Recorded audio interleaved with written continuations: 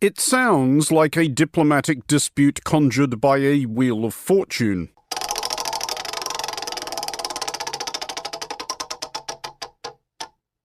France is accusing Azerbaijan of fomenting unrest in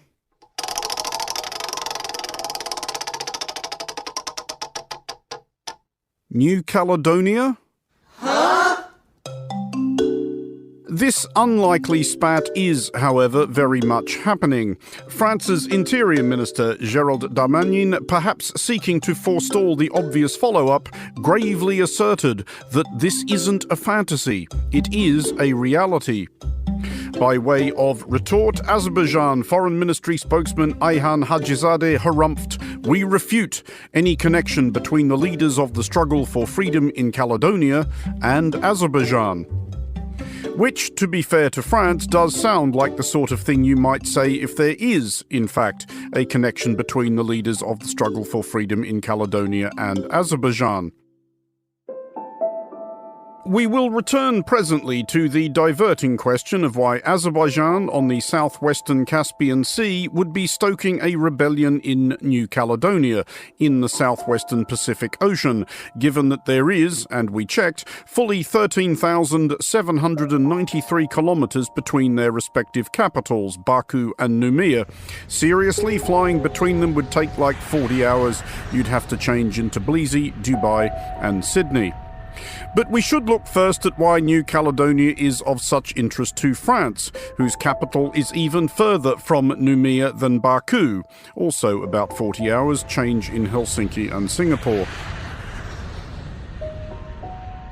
The reason is that New Caledonia is part of France, after a fashion.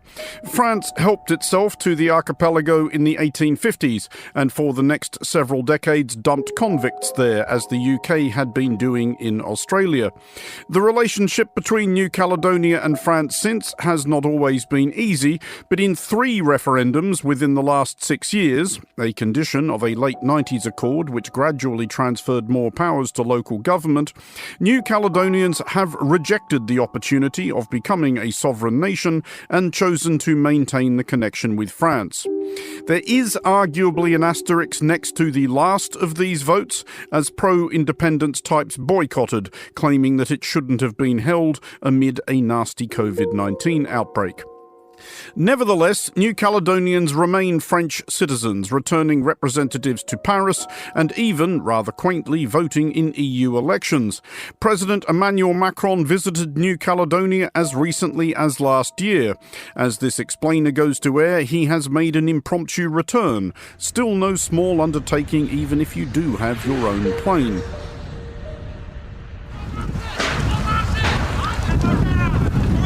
For things in New Caledonia have recently gone seriously askew. In recent days, New Caledonia has been racked by dreadful violence. At least 6 people have been killed, including 2 gendarmes, hundreds injured, dozens of buildings and vehicles destroyed. A state of emergency has been declared, including a nighttime curfew and bans on the sale of alcohol. The video platform TikTok has been unplugged. As more French troops and police are dispatched, the air forces of Australia and New Zealand are scrambling to evacuate their citizens. Overnight, thankful Australians have been returned home from New Caledonia, escaping the violence and the deadly riots. At issue is a reform to voting in New Caledonia's provincial elections. The franchise is to be extended to any French citizen who has lived in New Caledonia for 10 years. This has gone over badly with some of New Caledonia's indigenous people, or Kanaks, who comprise roughly 40% of New Caledonia's 270,000 people. The Kanaks, who tend towards favouring independence from France, fear that extending the vote to European incomers will dilute their influence, and suspect that this is indeed the idea. At which point the reasonable listener is likely still wondering what in the wide world of sports any of this has to do with Azerbaijan, whose interests in the Pacific could be supposed to be unextensive.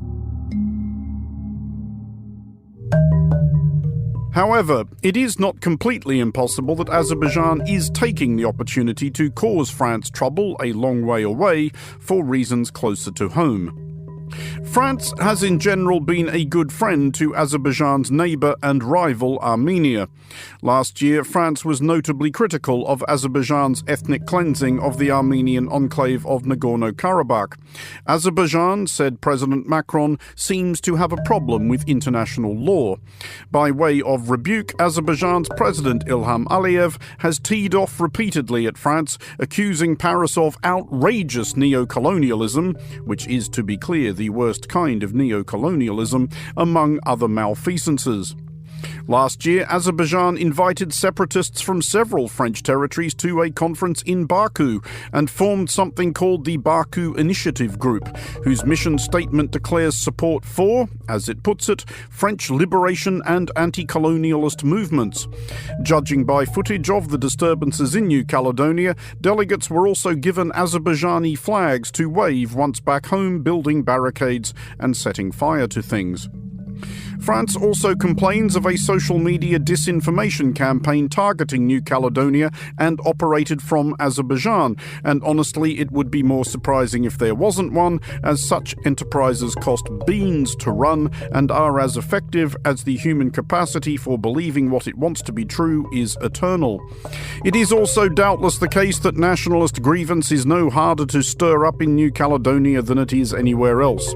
Tell people they should be better off, and the fact that they aren't is all someone else's fault, and they'll burn down their own country in agreement. For Monocle Radio, I'm Andrew Mueller.